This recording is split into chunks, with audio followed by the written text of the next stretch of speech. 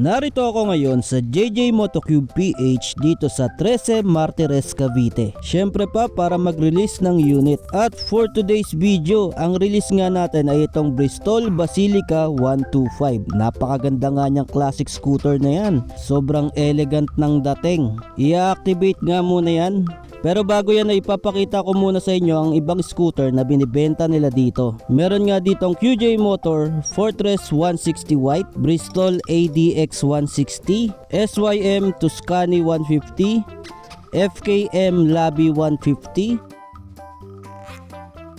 Meron din ditong mga big bike gaya ng SYM Maxim 508TL at Benelli TRK 502X at Leoncino 250. Meron din ditong mga e-vehicles mula naman sa Bitronics. Bukod doon ay may binibenta rin sila ditong mga second hand na units. Kagaya na lang nitong Aprilia na 1250cc. Complete setup na nga yan guys. At marami pang ibang second hand na units. Kaya bisita na kayo dito sa JJ Motocube PH dito sa Barangay Inocencio, 13 Martires, Cavite.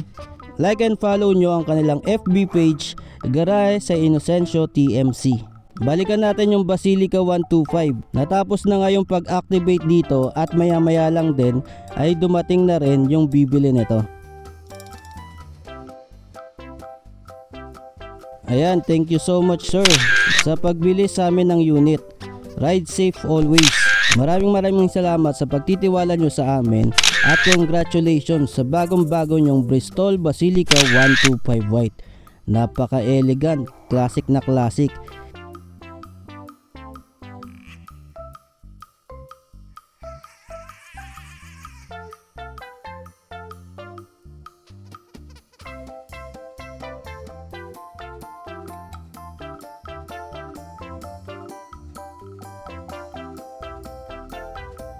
Ride safe always mga sir.